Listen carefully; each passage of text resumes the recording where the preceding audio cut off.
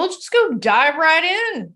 We'll dive right in. I love having organic conversations. I think it's so cool. And the reason why I do that is, hey, this is your forum, sister. You've earned it.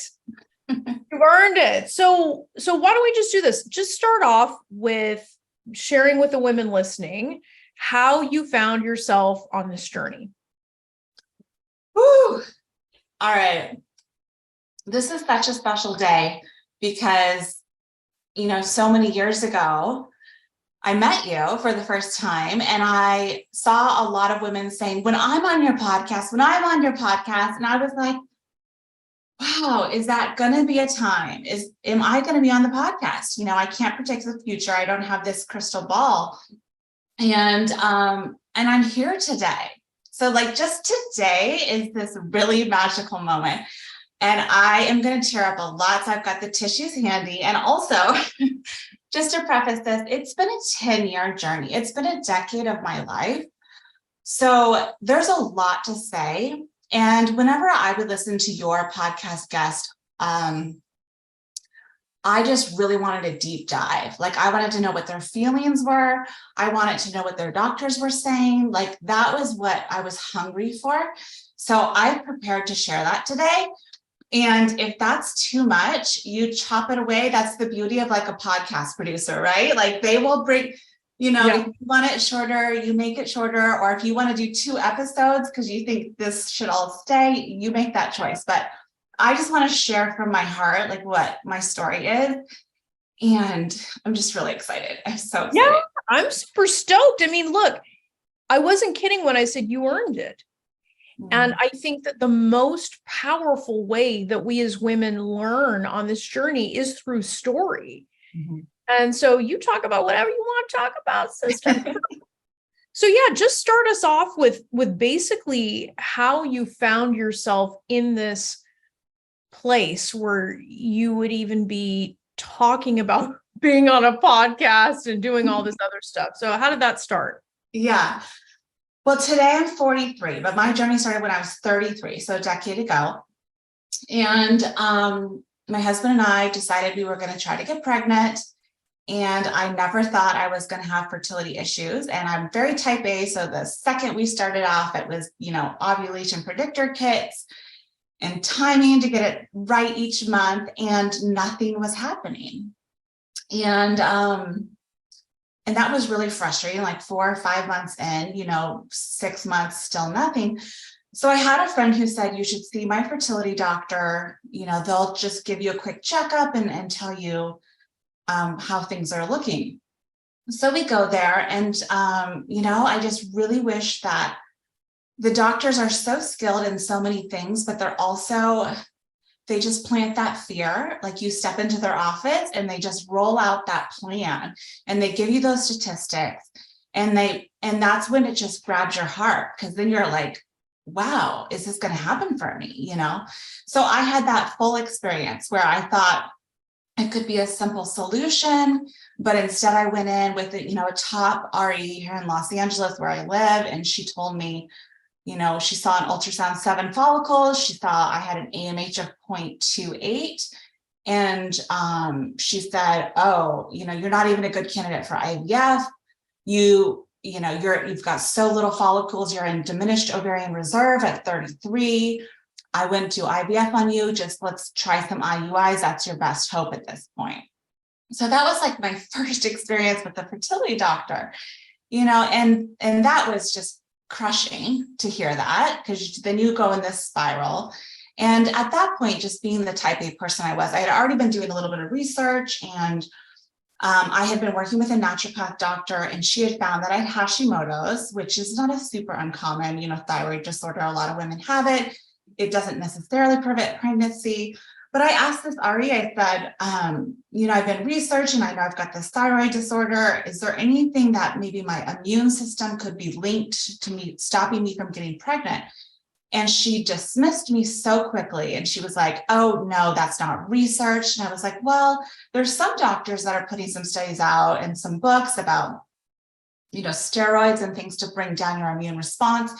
And she's like, no, that's unsafe. I would never do that.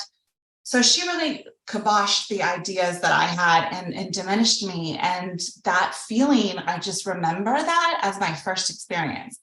So I'm always very vocal when I speak to other women about getting other opinions, because I know how devastating these diagnoses can be and how diminished you can feel, even though you're an intelligent woman who has been doing research.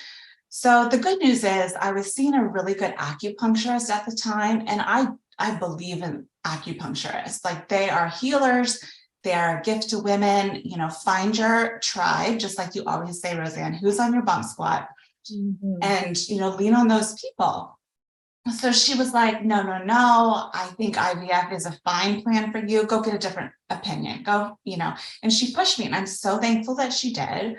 I did find another doctor, and he did, of course, confirm diminished ovarian reserve, but he said, let's go straight to IVF, you know, not past go and collect $200. Like, let's just get this show on the road. So at that point, I was like, yes, whatever you'll tell me, I'll be the perfect patient. And he did what was called a kitchen sink immune protocol, where he basically threw all these drugs at me, because we didn't really know what my problem was at that point. But he was like, you know what, maybe one of these things will work, so I'm just going to throw them at you. So steroids, blood thinners, baby aspirin, interlipids, things like that. And I was like, all in, let's do it. So we did a fresh IVF. We got 2 embryos. We put one in, it took. And I had no idea how lucky I was at the time. I was pregnant, and I had a fabulous pregnancy, and I delivered my son, and he's 8 years old now. So that was our first go round with the fertility world and IVF. But I thought, great, we've, you know, figured it out. This will not be my problem anymore. I moved past the diagnosis, and I'm now a fertile woman who has babies, and I had a great delivery and a great birth experience. And so we moved on to round 2, because, you know, my son was 1 or 2 years old, and we had 1 embryo left in the freezer. It was a boy, it was his brother. And this is where, well, this is the thing about me that, and I think that women all have it if they can tap into it. It's this intuition about little unexplainable glimpses into your journey that don't make sense otherwise. And I don't know if you have a husband like mine, but he was not a believer about women's intuition, but now he's a believer because he's seen 10 years of it. Yeah, so I've got 7 instances in this story where there was intuitive moments that are unexplained by anything, just unexplained, and they're cool. So first instance, which I actually forgot about, was before we did IVF the first time, we were working on getting our health better with this naturopath, but we had kind of unexplained issues with our health. And I had a dream one night that there was mold growing in the walls of our apartment where we lived. And I woke up in the morning, I said to my husband, Brent, we need to have a mold guy come out and check our place. There could be mold in here. And he's like, who is this cuckoo woman that I'm married to? Because we lived near the water in Santa Monica. Yeah. Like I feel the mold in the wall. And I got those mold remediation people out, and they checked, and it was black mold, Stachybotrys, which is the really dangerous type. So they did in fact find it in our walls, and it was a big deal, and we had to evacuate immediately, and we had to get rid of clothing and furniture. It's one of those things that you can't really wash out of your clothing. And I think it was linked to our health problems, and I think it was linked to my immune response back in the day. So that was strange intuition number 1. So we had our boy, and now we're going to go work on number 2. And we had the boy in the freezer, but I felt like a daughter was supposed to come through. And that was the second thing that was very intuitive, that she was coming, her soul was meant to join this earth. And I felt very strongly. So we decided we're going to make a few more embryos because we've only got 1, and we want to, increase our chances of success. So I do another egg retrieval. And lo and behold, sure enough, we get 1 more embryo, and it's a girl. So I'm thinking to myself, oh my gosh, this is amazing. We're on our way to number 2. Things are growing great at this point. And so we decide to wait a little bit, and then we do the exact same protocol as we did with my son. And we put the girl in, and no positive, nothing, no pregnancy. And it was really, a lot of women I know go through this, but at the time for me, it felt like I lost my daughter. I was so confused. And also, when we did it for my son, why didn't it work for my girl? I just lost my girl in my body. And so I felt that sense of failure.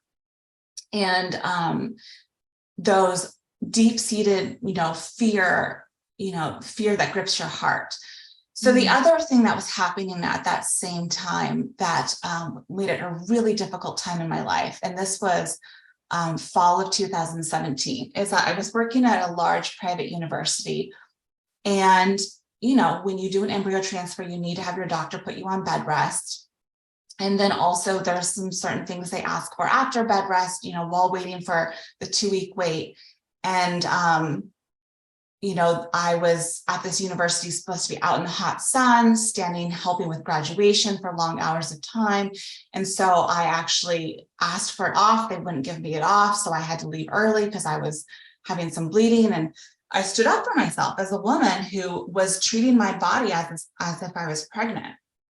And what happened was, within the same week that I found out I lost the girl embryo, I also was put on a performance improvement plan because I was breaking university policy. I was a bad employee, I guess. But really what it was pregnancy discrimination, because they weren't accommodating me. So I was basically losing my job because I saw the writing on the wall, and lost my girl that same week. It was a devastating time in my life. And I actually, Roseanne, you would know, I hired an attorney to be like, what are my rights here? And they have the bigger, more powerful attorneys. And they said, well, because you didn't end up pregnant, you're not actually, it's not pregnancy discrimination, because pregnancy never took. So therefore there was no pregnancy. So there's nothing we discriminated against you on, which was mind-boggling. And someday in the near future, I'm going to be so vocal about women's rights in the United States, as far as pregnancy, maternity leave, and all the things. But that's a whole separate story for a different day. But just to give background on what was going on in my life. Yes, go ahead. Fertility journey going on. You're also like finding yourself the subject of discrimination. Yes. It's crazy to me. I mean, it sounds insane to say, but you probably would have been better off pretending to be like a man who thinks he's a woman and thinks he's pregnant. They probably would have never touched you if that was the case. Right.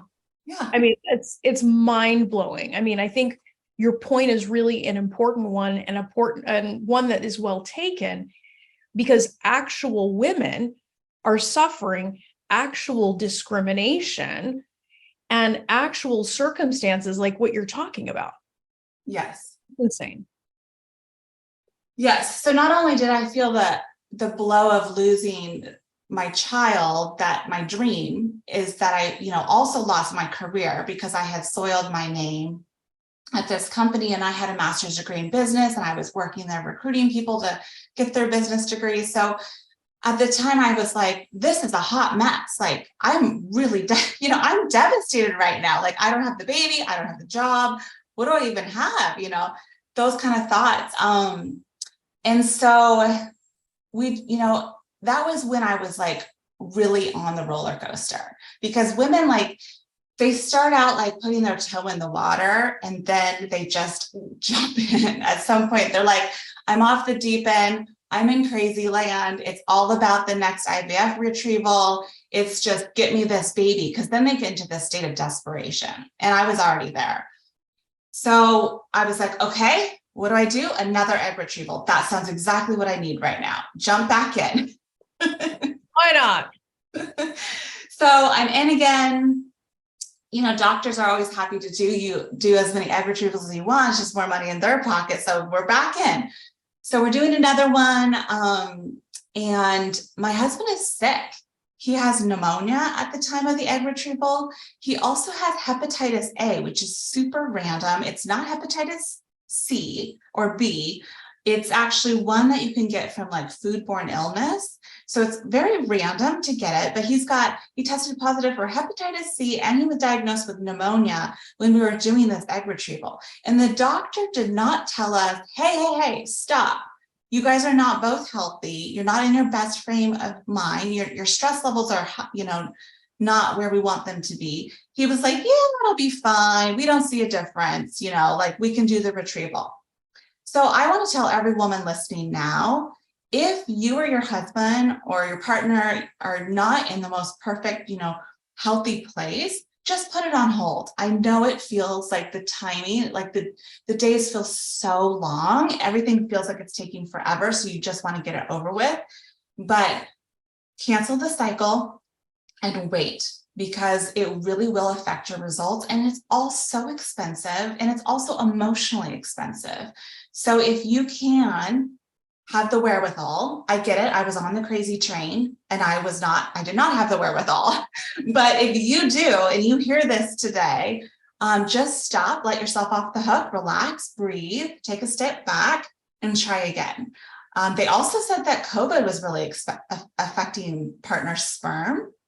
And there was studies that it was not as strong, it was not as healthy, not making good embryos. So if you've tested positive, your partner, put that cycle on hold, retry. That's my advice to you today. So I did not retry. We went through with the IVF retrieval. We didn't even make it to blastocyst stage with our embryos. The poor things, they were probably like sick as a dog. Those sperm could not grow. But we got these morellas, which is like the stage before blastocyst. And so I was like, no, freeze the morellas. Don't throw those out. Those are my babies. I'm attached to these embryos. So the doctor's like, okay, whatever Megan wants, because Megan's on the crazy train. So we freeze these morellas, we prep my body, and we do a frozen transfer with my 2 morellas. And I'm thinking, these are my twins. This is it. The pain is over. But no, the morellas do not turn into my babies. So this is, 3 embryos lost in my body at this point. So I'm sitting there crying, and I'm just, down in the pits and thinking, why is this so hard? What are the answers? Like, what is not going right here? And this is another intuitive moment that was really special. And I remember it is that there had been a random woman that I met online who was kind of my guardian angel. And she was just befriended me, and she never met me in person, but she was just giving me wisdom because she had been on a journey before me, and she had immune issues blocking pregnancy. And she was speaking to me about what doctor she saw, which was the late Dr. Braverman in New York. Mm-hmm. And Dr. Vidali is now taken over the practice. And so she said, consult with them. They're going to give you answers. And I was on a quest for answers. So of course, all these great doctors, there's long wait list for them. And of course I was feeling defeated because it was like 5 or 6 months out, to see this doctor. And, days feel like months and months feel like years when you're in the fertility treatment cycle. So I'm crying my eyes off over these lost morellas when the phone rings, and, it's Dr. Braverman's office saying, he'll get on the phone with you right now. And that was just, one of those miracle moments where I felt like, okay, God's with me in this. Like, he's giving me like a little piece of bread, like, hang in there. Like, we're going to figure this puzzle out. It's a journey, and take the lessons that are coming in this journey. So, Dr. Braverman got on the call with me, and he was like, oh, yes, you've got diminished ovarian reserve, but you're young. You've got Hashimoto's. I think you've got silent endometriosis. I see them hand in hand all the time. You should come out. I think I need to do laparoscopy, surgery. And I think this is going to be your ticket to figuring out your problem. So of course, anyone who tells you they figure out your problem, you're like, how much money can I give you? Like, yes, solve my problem. So I was on a plane quickly out to New York and signed up for his surgery. And I had no symptoms of endometriosis. So for any women listening, don't let your, your OB or someone tell you, oh, no, unless you have painful periods, you don't have endo, because that is not true. There's a lot of fertility sufferers that have silent endo, no symptoms. So get that checked. And sure enough, that was me. I did have silent endo and he did clear it out. And I thought, yes, this is it, my ticket, it's done, I can move on. I don't know, what was I, 4 or 5 years in? So I was only halfway through my journey at this point, but I was already like thinking we had fixed it, but no. So what happened next is I let my body heal. By the way, it's a very painful surgery. I will be honest with all women. It was extremely, extremely painful to heal from. And am I glad I did it? Yes, I am, but I would not do it again. And my story doesn't end with me having to do it again. So if anyone wants to know how I feel about that, there's. I mean, dude, like, think about where you're at this point, right? You're really having to maneuver around so many things that are coming your way. And what's really cool about all of this that you've shared thus far is that your intuition was kicking, right? Like, there were aspects of you that were very aware, like, hey, my husband has hepatitis A, some foodborne illness. He's not right, and pneumonia, and, all of these things. And you're also seizing opportunities, right? Like with Braverman and all of these different things. But in the end, like, you had to have something inside of you that kept you going. What was that? Well, I really think that I just so strongly believed that I actually was a fertile woman. And it gets me emotional because I felt like there was a missing puzzle piece with my body that had not been discovered yet, but I was actually a fertile woman there was something blocking my fertility. So I never actually wore the garment of you're infertile. This, I always was like, no, I know I'm fertile. So what's blocking this? Like, why can't we figure it out? I just so strongly believed there was a puzzle piece. And it turns out there was a puzzle piece, but that's at the end of the story. So that was driving me. And I'm just an extremely driven person too. And also the other blessing in disguise was at the same time where I had lost my job, and I was getting surgeries with Braverman, my heart was just hurting for all the other women and couples that were suffering with infertility. And out of that really painful place was this idea that was birthed. Like, I couldn't birth an actual human, but I birthed a business because I started this company called Your Fertility Advocate, where I was helping to, guide people through their fertility journeys, just kind of like consulting them.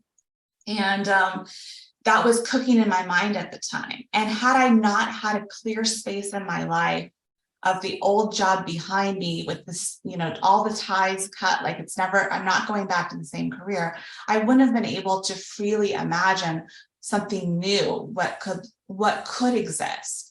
And so I had that downtime to really think, and that's where that business was birthed. So I healed from my surgery, and we decided we were like, okay, we're going to do exactly what we did with my son, because he was a fresh IVF transfer. And I thought, maybe fresh was the ticket. We better just repeat this fresh transfer.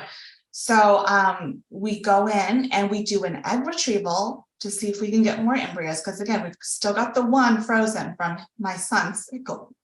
And we go in for egg retrieval. This is egg retrieval, I don't know, 3 or 4. I did a total of 7 all in by the time I was done with the whole thing. But I was doing the egg retrieval, and what happened is I came out from anesthesia and I felt off.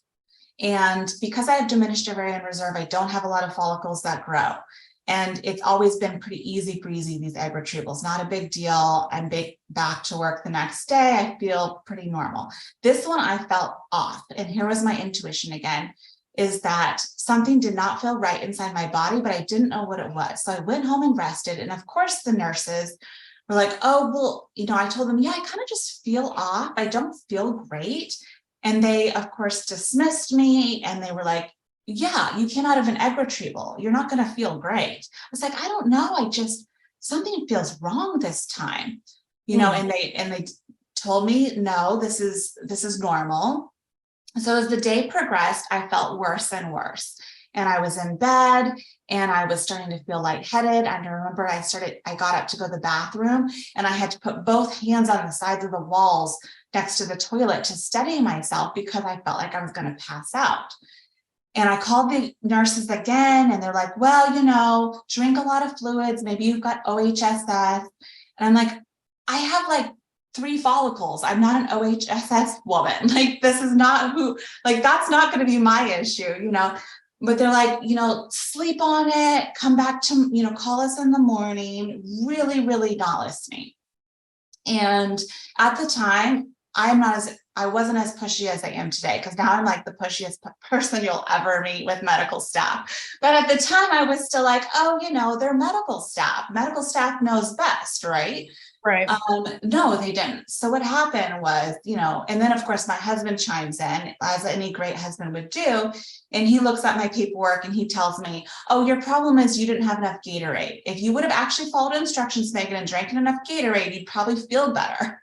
So that's how he solved problems, right? So I'm telling him it's not the Gatorade, but no one's going to listen to me around here. I'm going to try to get a good night's sleep and hopefully, miraculously, I'll feel better in the morning.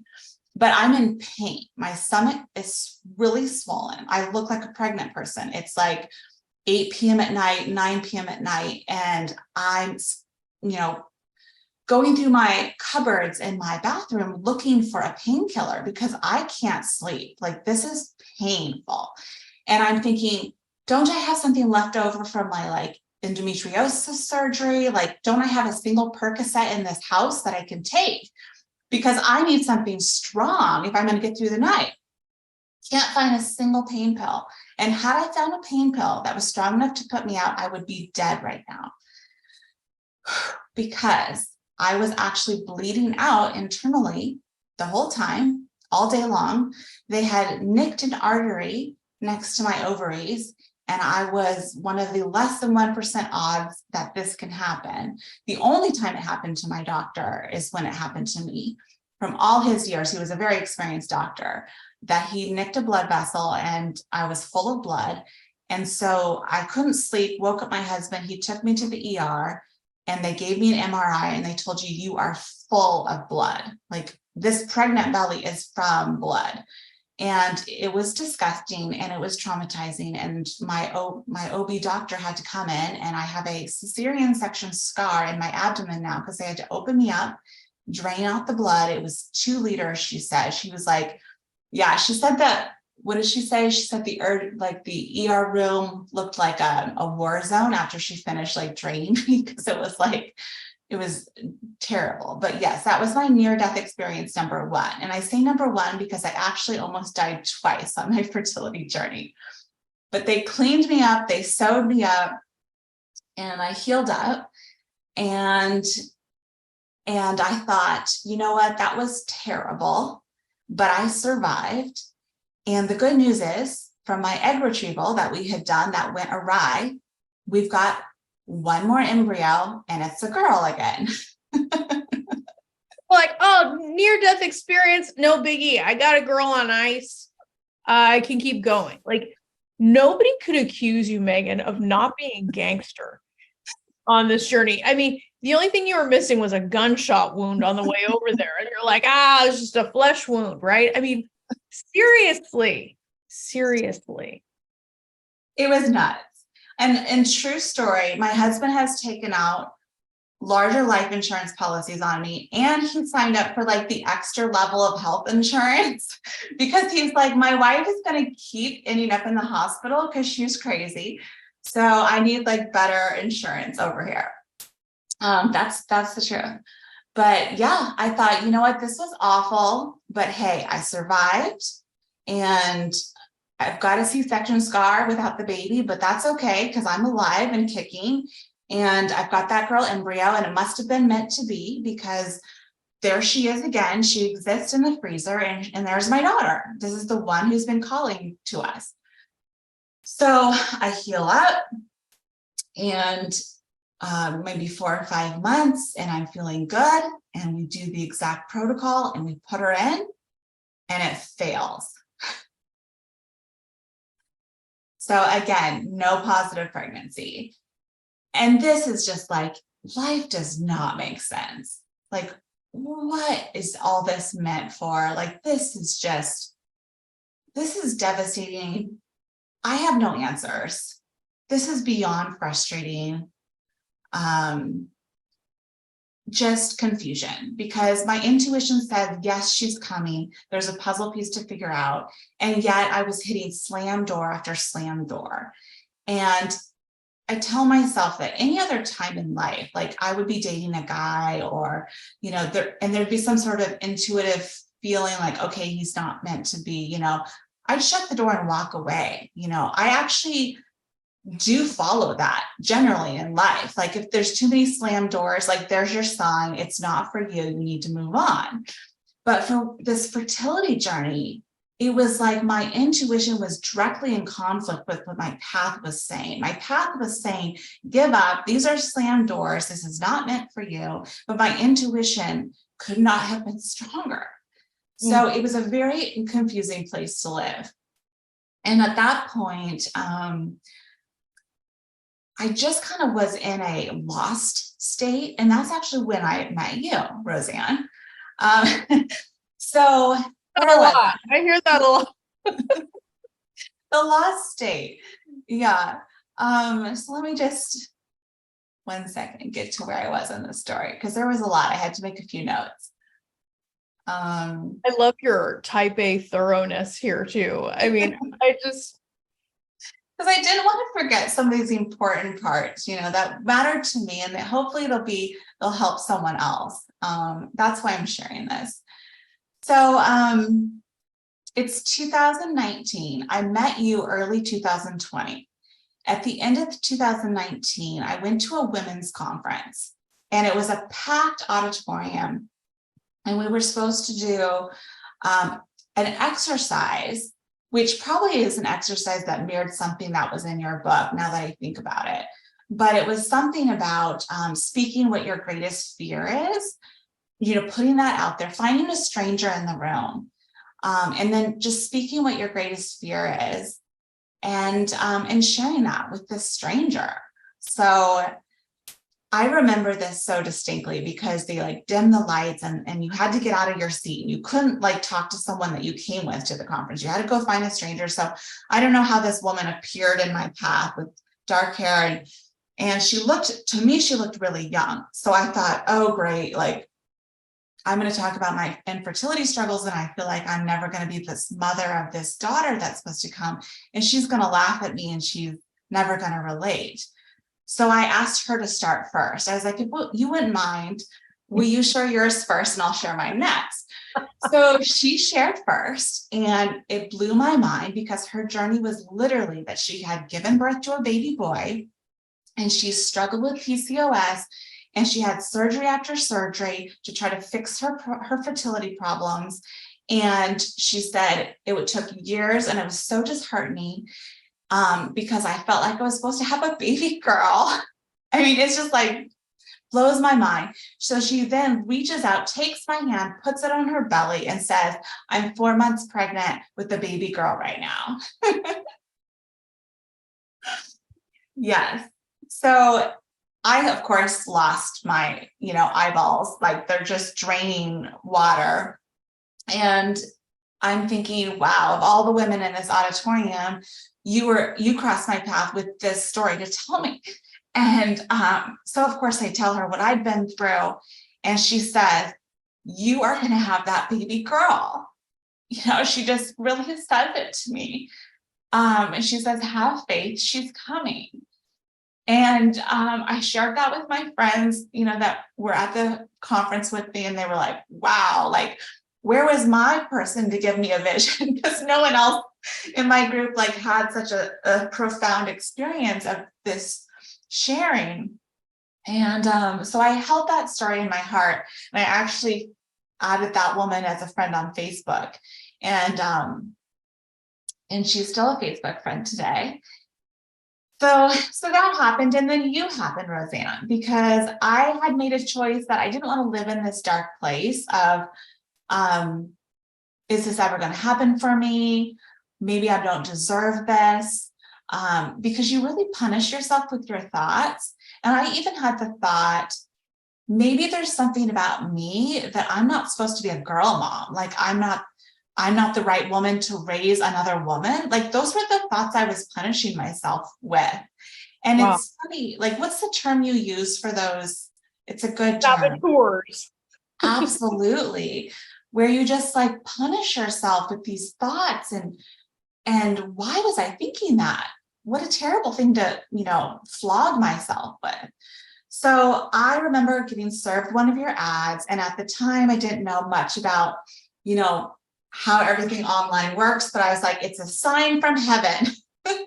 It's not the Facebook algorithm, but it's a sign from heaven. Roseanne is in my life. She is going to coach me out of this dark hole, and I am going to live my life in a more freer way. I'm not going to, like flog myself with these saboteurs. So I write you this email, and this is my email. And I wrote it February 20th, 2020. And I applied for the Fearlessly Fertile Method program as an 8-week program you're doing at the time. And I said, letter to Roseanne.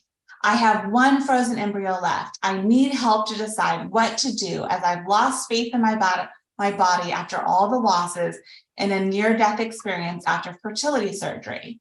I wonder if it's time to move on to the help of a surrogate, but something deep inside tells me my story is not over and I can conceive naturally, even though it's never happened before. The hardest thing is trusting my intuition. I really need to speak to Roseanne. I was literally praying for God to show me the next piece of the puzzle because he's led me this far. I feel Roseanne and a mindset change is strongly what I need. Ooh. Wow. So that's what I wrote you. And that's how our paths first crossed. And I just, when I found this email in my inbox, I was like, that's powerful, because of how my story ends up.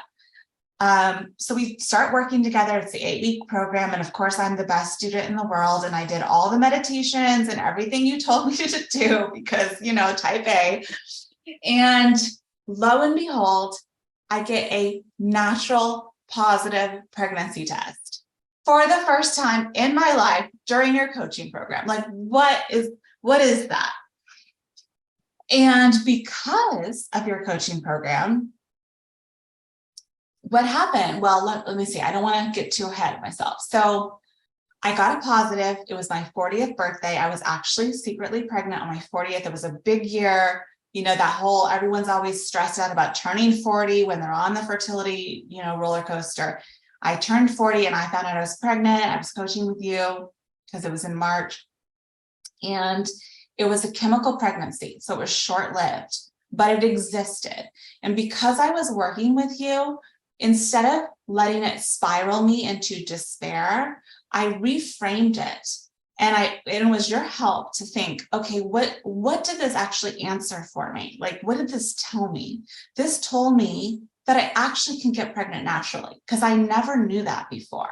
It also told me his sperm can get up there, because we've never known that before, because we've done IVF. And it also gave me some clues, because I broke out in this strange rash all over my body. And that was the only time I had become pregnant, not on all those immune medications like steroids and things to help suppress the immune response. So I gathered these like a detective, that it was like clues. And I said, okay, we're getting closer. Instead of me thinking like, oh, it'll never happen, I'm farther away, look at this failure.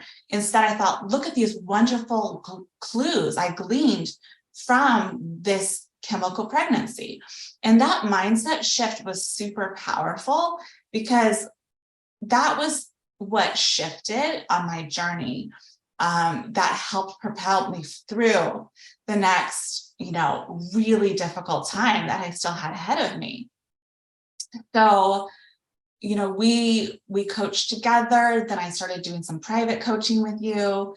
And I made the decision that I'm going to keep trying to get pregnant naturally, but I'm going to get a surrogate, and we're going to put that last embryo in a surrogate. And I feel good about this choice. And I actually believe in my body, and maybe I'm going to get pregnant naturally, and the surrogate's going to get pregnant. I'm going to have those twins. We actually call them twiblings when there's like two coming around the same time, but a different woman's carrying them. So I'm pumped, like, let's do this, like, this is it. Like, I'm ready. The mindset's there. Let's make this happen. Like, we're going to have this grand finale, like nobody's business. And this is what all the pain was worth. So we move forward, and I switched doctors at the time, because I was like, okay, I'm just going to start fresh. I'm going to just make sure everyone is on my team. And a new doctor I went and saw, this was another one of those intuitive moments. And it was summer of 2020. And my husband and I were sitting across from his desk, and he was looking through, my laundry list of issues I was diagnosed with at the time, and, my history of failures and everything. And he said, hey, statistically, I got to tell you, there's less than 1% chance that you and your husband would ever get pregnant with IVF at this point. And he gave it to me with a straight face, and he was serious. And I remember that I was like, the mindset is working, because I thought to myself, I looked him in the face, and I didn't say it, but I thought it. I thought, you just wait, because I'm going to be back in this office, and you're going to have to eat your words. And then I had this thought, and like, we left the office, and I told my husband that I was like, he's going to be wrong. You wait. And that was just intuition. And that was just like putting those like thoughts in the universe, that I don't have to be a statistic. It doesn't have to apply to me. There's always outliers. Why can't I be an outlier? So I had that moment. It was like kind of a deja vu experience, where I felt like I'm going to be back, and he's going to have to eat his words, which I just love. So we move forward with the surrogate, and we get a proven surrogate. She has carried for another family before us and had a baby that she delivered. She's lovely. She's like, lives 2 hours from us. Just the nicest woman. I adore her. And I feel really good about the choice that she's going to carry this little boy that's supposed to be my son's brother. And we do all the things, the mock cycle, and we get everything right. We put the embryo in, and it's a chemical pregnancy. And I'm just like, this is unfucking believable. Sorry about my language, but it was just, you came to the right place. I'm just like, are you kidding me right now? Like, here I moved to the surrogate. Here like, how is this still happening? And so now I have 0 embryos. I felt like that one frozen embryo from my son's batch was my backup plan. He was the safety net. He was the one I made when I was the youngest. And he's gone now. So the safety net's gone. I don't even know if I can make more embryos at this point. The last time I tried to make embryos, I almost died on the operating room table. This can't be at the end of the road. This woman in the conference tells me my girl's coming. Like, I feel deja vu with the doctor. Like, why is my journey so painful? So at that point, I think I had some check-ins with you, and I remember some things that you told me. You told me some things like, your life was saved for a reason. There's more to your story that's going to be told. And you just kind of help, like, look, all we can do is move forward. We don't know the answers as to why these things happened. And your only choice is how you can, you know, you can only control your own response. And you can't control the outcomes of life and the terrible things that come your way, but you can control how you're going to frame it, how you're going to feel about it, and then the next steps you're going to take. And so I just had to live in that space and take one step in front of the other and move forward. And at that point, I was like, you know what? I'm open to whatever the universe has for me that's supposed to be coming my way. If I'm like holding with a clenched fist this idea that I need to naturally conceive this baby girl, I'm not going to hold it with a clenched fist. I'm going to hold my hand open and say, what's meant for me, I'm open for it to come my way. I'm not going to just make these rigid parameters that it has to look this way. Even though in my heart of hearts, I felt like I was going to conceive my girl naturally. Maybe that's my lesson in life. You know, at that time, I had already been helping a lot of people find surrogates themselves, have successful journeys. My company has just really taken off. It's such a blessing to be able to do this line of work. And yet it was almost personally, because I was helping so many other people find their happy endings and I couldn't figure out my own happy ending, I felt a little bit like a fraud inside because, you know, my company was called Your Fertility Advocate and I couldn't be my own fertility advocate and figure out my own issues, which was really painful for me. Fertility advocate, like just because you didn't have the recipe doesn't mean that you weren't serving people at the highest level. I mean, isn't that funny what we do to ourselves? Mm-hmm.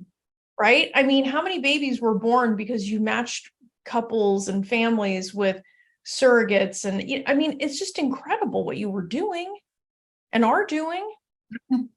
You know? Yeah, it was bringing me a lot of, some people would ask, well, isn't it painful, you know, to be helping these people and not have success yourself? And it was sometimes when I would let my saboteurs like sneak in, I was thinking like, I'm a fraud and, you know, I don't have this figured out. But there was also a piece of joy that was seeing all these other people have their success stories where I was like, mine could come too. Like one thing that you talked about is just because it didn't happen this month, you might actually be 1 month away from everything changing. And that was a really helpful thought for me because it actually could be that close and you don't even know it. And so if you keep that mindset that it could just literally be next cycle, or it could be 6 months from now. But even if it is 6 months from now, would you throw that away? Or would you be still just as happy, even if it's 6 months from now?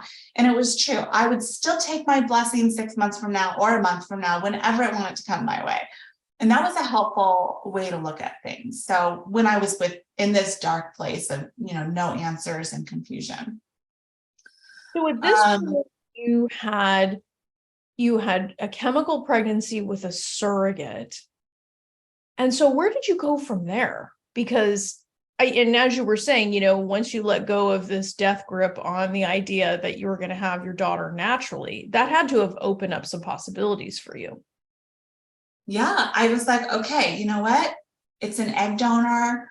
You know, I barely make embryos. I almost died on the table. Let's get an egg donor, then I don't have to risk my body. So I started to look into finding egg donors and go through that whole process.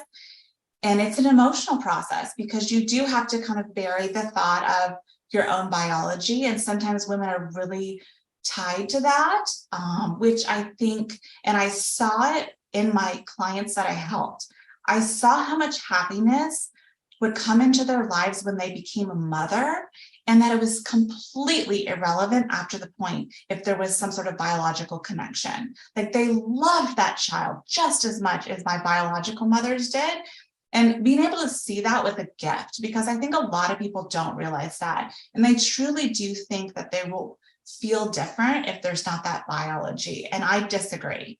I think if you are meant to be a mother, that you will love on that child that's meant to be for you, and it'll feel like that was the child meant for you. Still carrying them. You're Yes. still carrying them, and there's still a thing called epigenetics, which we don't even completely fully understand. Yes. and the miraculous goodness that happens inside of your body, Yes. spiritually, at a soul level. I mean, there's so much to be said on that. There is. And it just opened my eyes to the ways that families can come together in really beautiful ways. And so I was really open-minded at this point. I was like, if we need an egg donor and the surrogate carries, the egg donor baby we create, maybe there's adoption. Like, I was looking at it all because I wanted to be open and not be closed, because I felt she's coming and I don't want it to close off the way that she's meant to come to me. So the funny thing is that I would find an egg donor, and it's a good egg donor for you when you literally get excited about her eggs more than your eggs.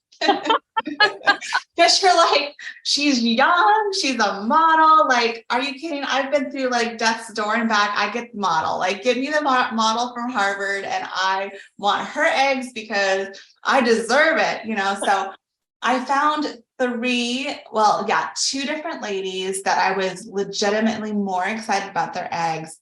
And as fate would have it, both of them, and I thought I was, super smart, because I put the deposits down on both of their eggs, thinking, I know how this goes. I'm going to beat the system.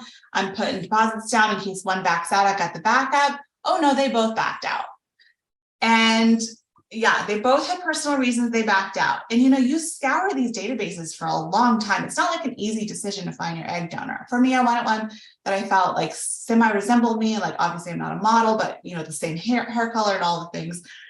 So that was, again, crazy, because I hear him like, I'm willing to do the donor. I can't even get these donors. Like, what is going on? Like, so, and then in the in-between time, I'm recommended to see Dr. Kwok Kim, who is in Chicago. She's a specialist in the immune system. I go see her, and she runs like so many blood tests and looks at my uterus, and she confirms what, I knew all along intuitively, was that my immune system was interfering with my ability to get pregnant. Just like that doctor, that very first RE I ever saw, who told me, no, you'll never, this is not your issue. I wouldn't give you steroids that don't work. She said, yes, you need steroids. You need these things. This is your issue. You have NK cells that are super elevated. You have cytokines that are super elevated.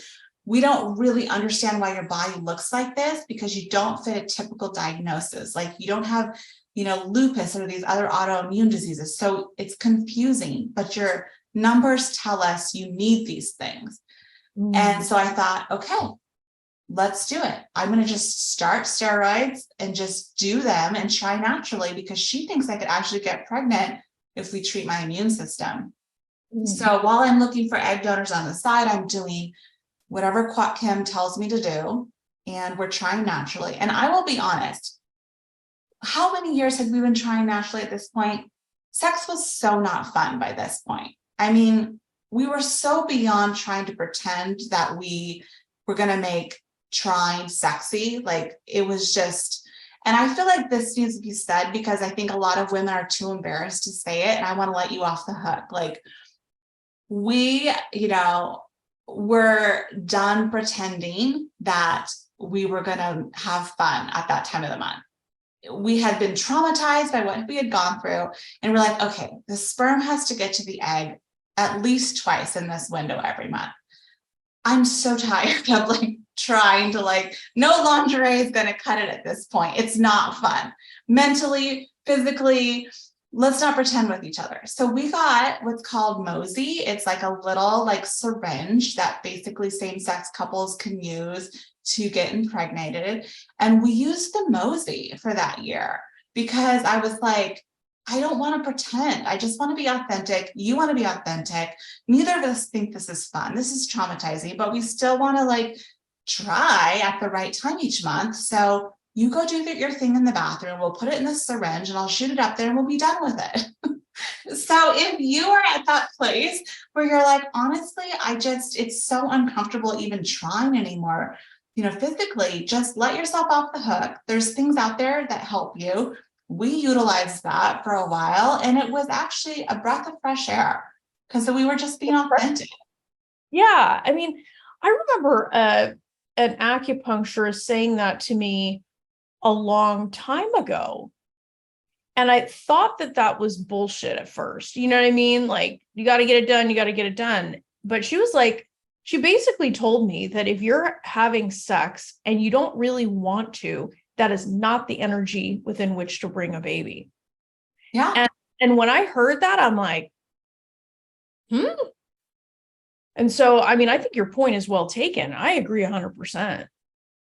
Yeah, I just feel like it's important that you're authentic with your partner and that you don't have to pretend. You know, you can both have a really real conversation. Like, we've been through the ringer in this journey, and having to do timed intercourse is the most unfun thing we can think of right now. Yeah, we're still committed to trying to get this baby here. So what can we do to make this less, miserable for ourselves? And that was our answer. And so for a lot of women, maybe it's your answer too, because if you're open, your hand is open, however that baby's meant to come. I was not going to complain if that baby came from a Mosey syringe. I was like, if that's how she wants to come. Everyone wants this romantic story, but I think what they do, it's just this incredible pressure. Yeah. That we end up putting on ourselves. So you did that for a year. Yes. And then what? And then I found out about mini IVF, which is like very low dose, basically trying to only get one lead follicle. And I was like, gosh, do I creep back into another try at IVF? Like, my last try almost died. But then I thought, it's like lightning striking. What's the chance it's going to strike twice? And it'd been a couple years now. And I was like, I think I'm going to try this mini IVF. I tried to get an egg donor. No one will have me. So I don't know. Let's do this mini IVF. So I somehow convinced my husband we're going to try another IVF, but it's mini. This is why it's different, all the things. So we do mini IVF and I get 2 follicles, which is, just dismal results in the world of IVF. And I'm 41 and a half at this point. And 2 are growing, and one doctor sees me and because they kind of traded off doctors in the clinic that would check on you. And he was like, oh, 2 follicles. Oh, cancel this, do an IUI. Like, this is not worth it. But my main doctor was like, no, stay the course. At this age of being an older, woman, we want the golden egg. It could be one of those 2. Let's just keep, giving that low dose stimulation meds, and we'll go after, if there's 1 egg, we go after 1 egg because it only takes 1. She was an amazing doctor. So we stayed the course, and those 2 follicles became 2 blastocyst embryos. So really good results. And I think it was something to do with the fact that I was on those immune medications that were keeping my inflammation in check, and that I was treating my body. I was on something called LDN, which is like a natural medicine to help bring down your immune response. I was on some alternative things. And I think that was my key, because I was still making blastocyst embryos. My old ovaries were still kicking after everything they'd been through. I was so proud of them. I was like, wow. So we get, there's 2 blastocysts. We put them both to genetic testing. Lo and behold, what do you think our results were? Normal girl. There she is again. Every single time we would make a normal girl embryo. And every single time I thought, yes, this is it. She's coming. I knew it. This is it. It still wasn't it, because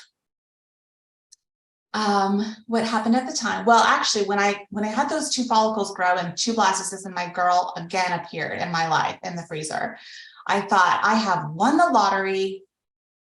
It's now time to do other things that lottery winners do. And I'm going to go do this wild treatment I've been hearing about called PRP, stem cell rejuvenation of your ovaries. But it's not FDA approved in the United States. So you have to go to Mexico, which sound a little bit Sounds worse than it was, because there is other treatments done in Mexico, and it's a very clean clinic, and it was other clients of mine had told me about it. And they're like, this is what you do. You get on an airplane, you go down, they put the stem cells in your ovaries, you fly back that same day. They put the stem cells in the morning, you fly back from Mexico, you're good. And then you start making blastocysts with every retrieval. And I thought, yes, sign me up, because that's what I always say, right? Show me the way. This is the way. This is the puzzle piece. Okay, I'll do it.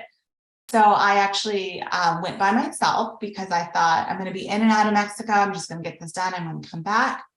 And I was thinking about staying the night in Mexico, but I decided, no, I'm going to get on the same day flight. So I do the stem cells in the morning. I get on a flight that afternoon. I arrive back in Los Angeles at 6 p.m. at night, and I have dinner with my family, and I kiss my son and my husband goodnight, and I go to sleep. And I go into a delirious, feverish state for 2 days straight in my bed, vomiting, fever. I am so violently ill. And my husband said, what is going on? I got to get you to the hospital. And I was not really coherent. I wasn't even able to be analytical. And I was like, no, I'm fine. I didn't want him to take me. He finally called an ambulance. And he gets me into the ER, and they tell me I'm in sepsis, which is, I didn't really know about it, but it's basically when your own immune system is so radically attacking your body because it's trying to fight an infection, that it basically starts to backfire. Like, it's dangerous, and it can kill you, and it can kill you very quickly. So I was in a state of septic shock. And also something called DIC, which is where your blood isn't clotting correctly. So they were very, very worried about me.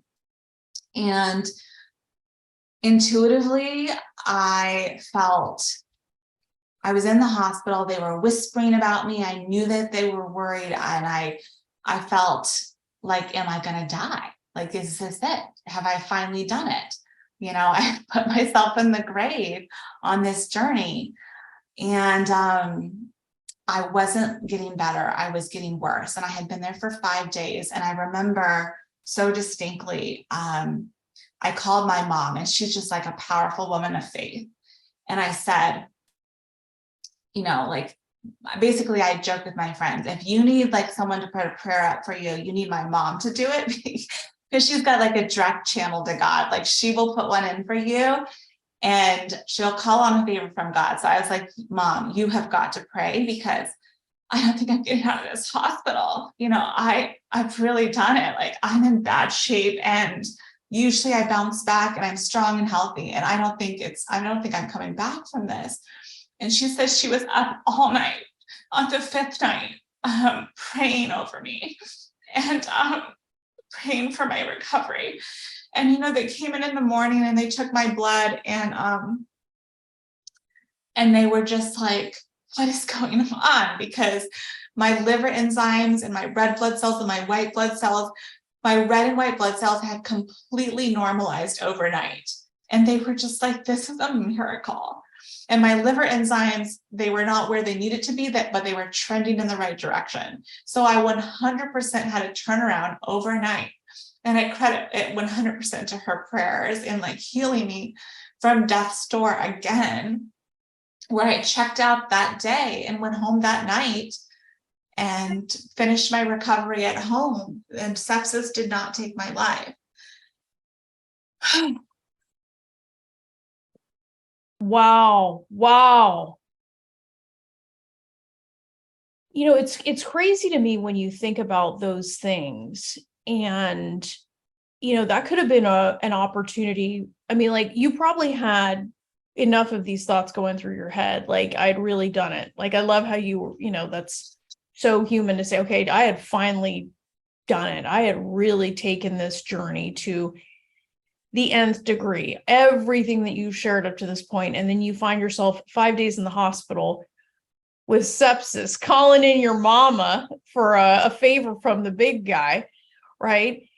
And you could have nobody would have looked twice at you walking away from this journey saying, I'm done.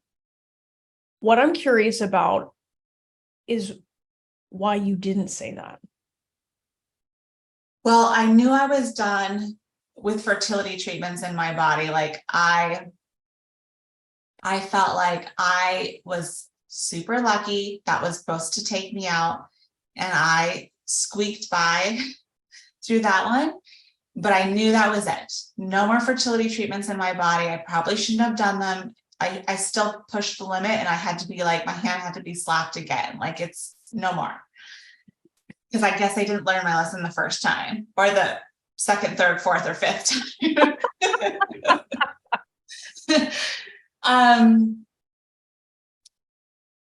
And the other thing that gave me a sense of hope was, I had made that other embryo, that last girl embryo, and we were going to put it in the surrogate.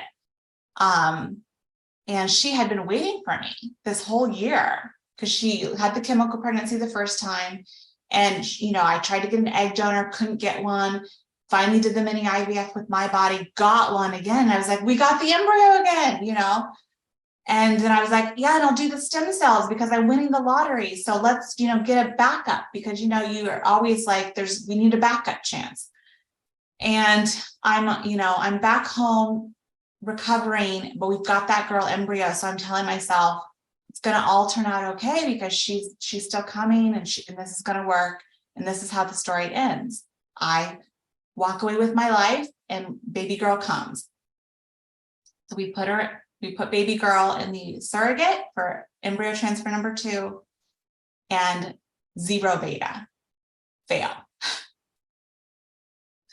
So this is like 4 transfers failed to me, 2 in the proven surrogate, and, 2 former, near-death experiences at this point, and a decade. And I just am at my wit's end. I just throw up my hands and I'm like, okay, I give up. I can't anymore. Like, I cannot do this anymore. This is so damn painful and so damn confusing and so heartbreaking. And I have no answers. And I've been at it so diligently for so many years. And I have gotten so close where I can taste it so many times, and yet it's yanked away. This is beyond frustrating. And it was in that moment that I wrote a journal entry, and I said goodbye to baby girl. And I wrote to her and I released her. And I just told her that she had a wonderful brother here on earth and a great dad that she would have loved, and a mom that wanted her more than anything. But I have got to live. And this mom is tired, and she has tried everything she could to be there and to bring you to this earth, but it's beyond her abilities. And so I just said my goodbyes. And I just was like, I'm sorry, I've got to live. I've got a living child who needs me. I have a husband who's like terrified of me putting myself in the hospital again. And I just can't do it anymore. So I wrote her a goodbye letter. And I just tried to come to peace in my heart that was the end. And I've shut the door. And no one can tell me I didn't try, because I honestly tried harder than anyone I know. And let's see what happened after that. Let me think. I got some tissues. What's interesting though about that, Megan, is that you didn't do it from anger. What you're talking about is surrender. You didn't do it from a place of anger. You did it from a place of knowing yourself and showing this girl who you are. You showed her your grit. You showed her your tenacity. You showed her your faith. You also showed her what it meant for her mom to let go of her Darth Vader grip. on how and when and all of the things about her. It was really, I mean, because I know you, it's like a goodbye letter, but goodbye is not fully Megan. Your heart is too big for that. There's something about that like, even as as you share this, like I'm thinking to myself, you really embodied surrender in that, because surrender is about love. It's not about anger. Hmm. And I think that's what's coming out with you. What do you think about that? Yes, it was a sense of release, 100%. And and it also was that I never stopped believing that she could come through and join our family. That belief still existed, but I stopped believing that she actually would. And I was like, you know what? I'm defeated. I guess she's not coming. I would have sworn up and down she was coming. And I don't know why, but I guess she's not. But I know it, she could. And I just don't know why she's not. That's where I was at. So it was never like I stopped believing it could happen. I just thought, for whatever reason, I'll never know this side of heaven why she wasn't coming, even though nothing was so strong as the belief that she was. So, I really tried to just be at peace and, of course, I adored my son. I've got an amazing son. And, I talk about this whole journey to baby number 2. And I know that some women just yearn for baby number 1. And I do not take that for granted. And I do actually feel like the gift of baby number 1 and my son helped me have, my cup full enough to be able to give into these other people's lives, because you can't give from an empty cup. But I just knew so tangibly the joy that having a child can bring into your life with my son, and how he filled me up so much. And, my husband and the love there, and just how love and that was what gave me the energy to keep going. And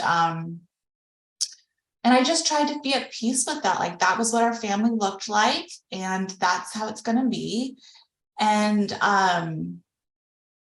I sat in that as much as I could and tried to just embrace it.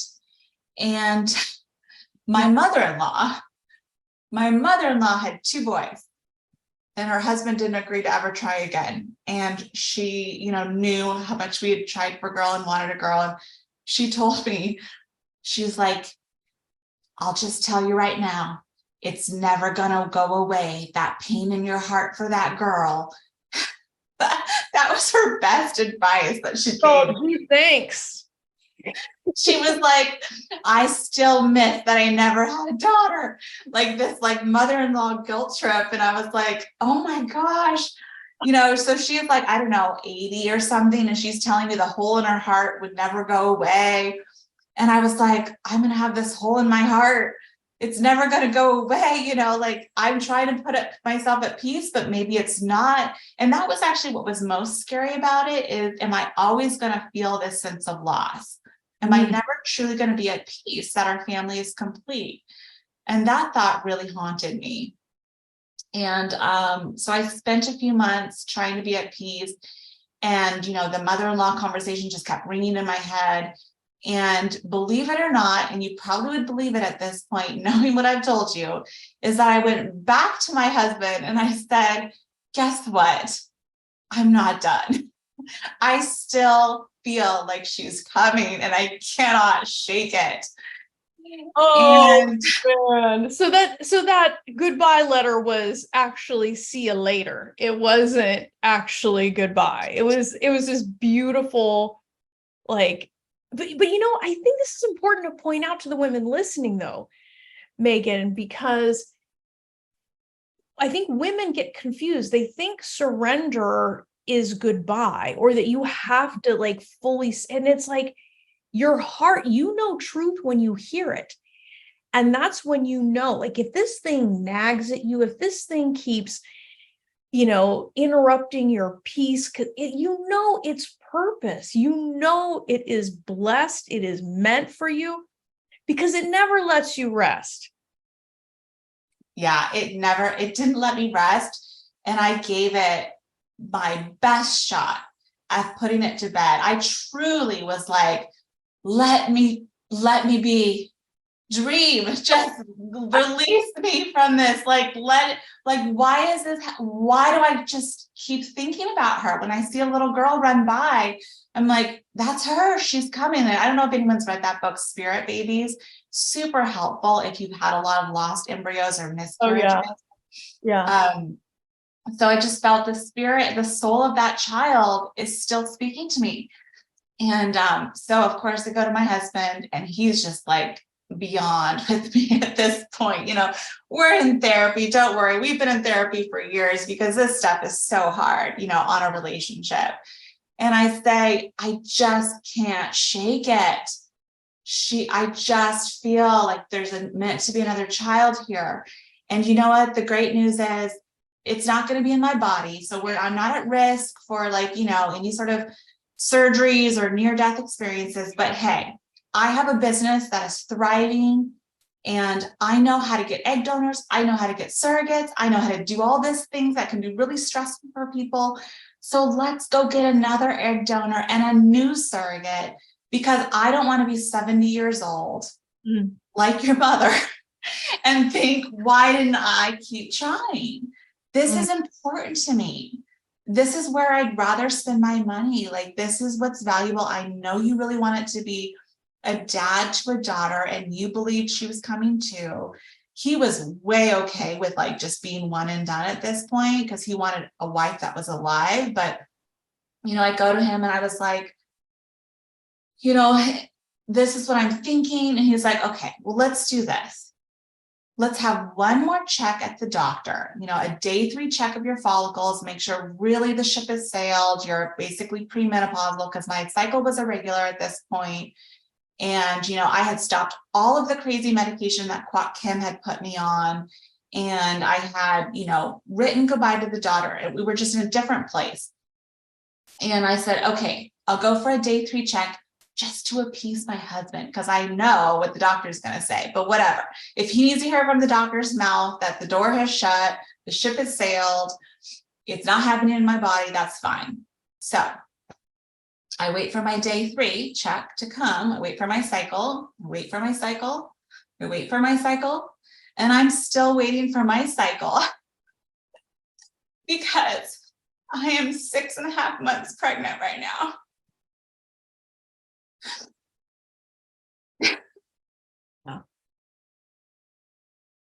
I remember, Megan, when you told me that, I remember jumping right up from my desk, like in a total, it just, this is the kind of stuff that we need to hear more often.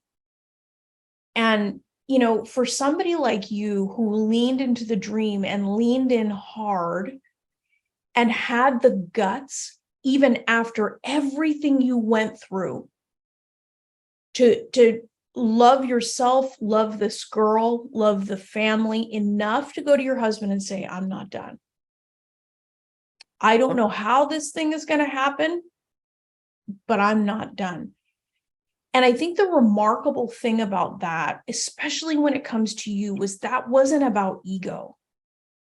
That was about purpose. That was about call on your life. And I'm so delighted that you shared that story about your mother-in-law. We roll our eyes about mother-in-law, but that was real wisdom. And I think, amongst all of the bombs that you've dropped here, all the wisdom and all the goodness that you've shared, hearing from a woman who still feels a hole in her heart and is honest about it is a gift. Because there's a lot of people out there that will make excuses for giving up on their dream. They'll, oh yeah, it wasn't meant for all this. You know what? You, Megan, are living proof that when something is meant for you, it will find you. So 6.5 months pregnant. What are you having, dare I ask? Well, let me tell you, my son, I love him so much, but we would pray together at night before going to bed. And leading up to this miraculous pregnancy at 43 years old, he told me naturally, without the mosey, by the way, we had fun the old fashioned way. I had no idea what time of the month it was, but it happened just how I would have loved it to happen. The people, the way the teenagers get pregnant. And yes, my son said, Mommy, because I would say, he saw me for years pray for God, I pray that you would bring the baby along, bring baby girl. And he said, Mom, you need to pray harder. He's like, if you prayed harder, God would bring you the baby. And it was kind of convicting in my heart, but I wanted to model to my son faith. And I changed my prayer when he told me that, because I was like, I don't know what the outcome is, but I'm going to change my prayer and I'm going to start praying when the baby comes. And I did before bed every night. I wanted him to see me actually faithfully pray for the baby and pray for it in a way that it already happened. God, when the baby comes, we pray that she is healthy and that I have a great pregnancy and delivery. So I just prayed it into existence. I just put it out there that she was already coming. So I'll tell you what, when I was 10 weeks pregnant and we got the genetic testing results from our NIPT back, and I got in the car, and my husband and son were in the car. We had just finished breakfast and we all sat in the car together, and I checked my email because the inbox becomes your inbox of results. And it said, your results are in.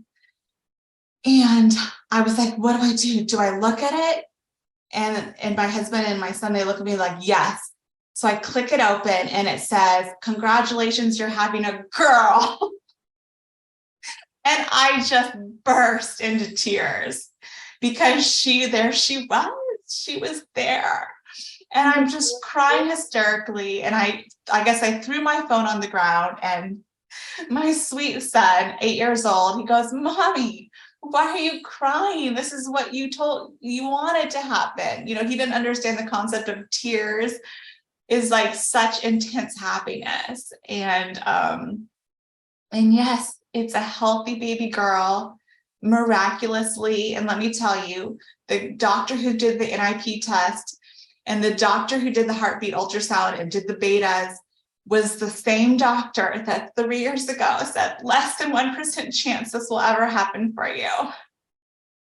He did eat his words. 100%.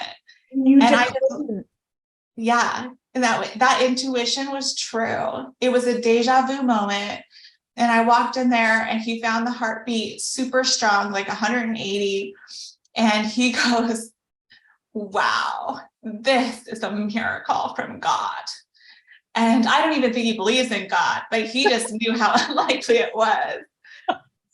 So, man, Megan, I mean, seriously, I don't think there's going to be a dry eye listening to this episode. And I think that you are living proof of what is possible when you just keep leaning into the dream, even when it seems stupid. Because I think the only thing that's stupid is leaving the dream behind. You got to listen to this. So many women that I've spoken to, I've failed so many times. I've done this, I've done that. I mean, I don't know. We're on a roll with this less than 1% chance thing going on. We're in a roll on this podcast. All these women beating single digit odds to get pregnant. But faith is such an incredible aspect of this that I don't think gets enough attention, right? Think about all of these varying opinions that you got, all of these interventions. They all have their own value. They have their own merit in their own right. But in the end, this came down to you being willing to receive, you leaning into your faith, you trusting yourself, having the freaking guts and ovaries of titanium to even raise this again with your husband. You were the common denominator. Well done. Thank you. Yeah. And I will say, yes, faith was huge. God worked a miracle, absolutely. But I want women to know also that there was a missing puzzle piece that was found medically with me. So I don't want you to walk away from this story and discount that, because it was part of it. And what happened is, within 4 days of getting that positive pregnancy test, my side of my face just started radiating pain. Just, I couldn't even sleep, so much pain. Went into the dentist. Long story short, they did a x-ray and found that I had an abscess from a root canal that was done in 2012, that they had missed a root. So there was 3 roots in my tooth, not 2. And usually teeth have 2 roots. So there was a 3rd root that was infected for all of these years that could not drain. And my body was constantly fighting an infection, which would be why my immune system was always elevated, why my numbers were always confusing. And of course, the human body, it's smart. Why would it want to get pregnant when it's dealing with an infection all the time? And the doctors were like, wow, you actually must have had a really strong body that fought this infection down, that you didn't feel pain for all these years, yet it had nowhere to go, nowhere to drain, nowhere to clear itself. So yes, they cleared that out. It was a whole thing, antibiotics, 2 different surgeries, but that was taken care of. And I have been on the whole pregnancy, the immune suppressing medications that Dr. Kwok Kim wanted me on to protect the pregnancy, to help keep my immune system in check. We think it was linked to this underlying infection that was untreated, but that's the puzzle piece that I feel was uncovered at the very end. But I do think it was God that allowed that embryo to slip through, because obviously I got pregnant with that infection still raging, right? Right. But it's so many things. But think about the blessing of finding that.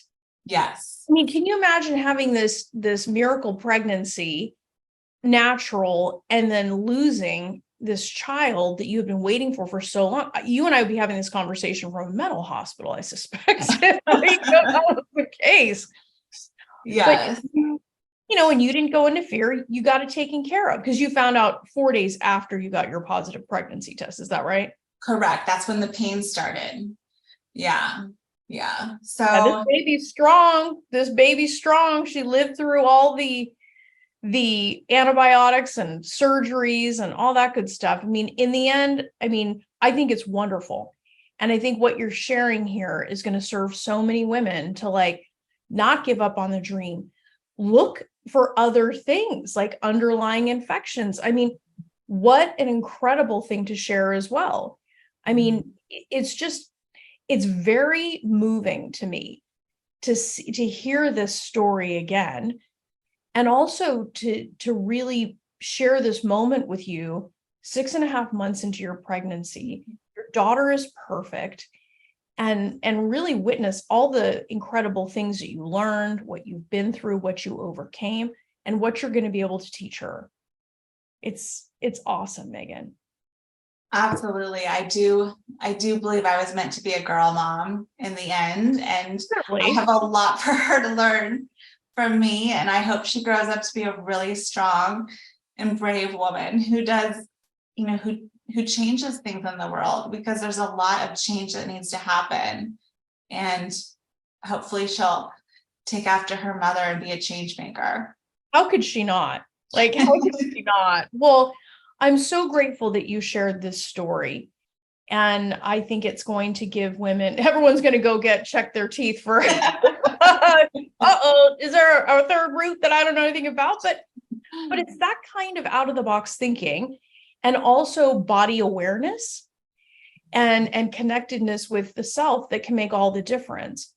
So thank you, Megan. Thank you for sharing that story. And man, what an incredible pleasure it is to be able to finally have this episode with you. So thank you. Thank you, Roseanne. It's an honor, and you've been such a important person in my journey that has been there to give me hope and strength and help me on the way. And I so appreciate that. And I'm so grateful that this is how my story ended and I get to have this miracle. And, any women listening to this, because I know you help a lot of women. I just want to say thank you for doing what you do in the world and serving all these women and couples and helping them find their happy endings. Yeah. Yeah. Well, that's part of what we do as women, right? We show our gratitude by helping to show the way. So thank you so much, Megan. Love this episode of the Fearlessly Fertile podcast? Subscribe now and leave an awesome review. Remember, the desire in your heart to be a mom is there because it was meant for you. When it comes to your dreams, keep saying hell yes.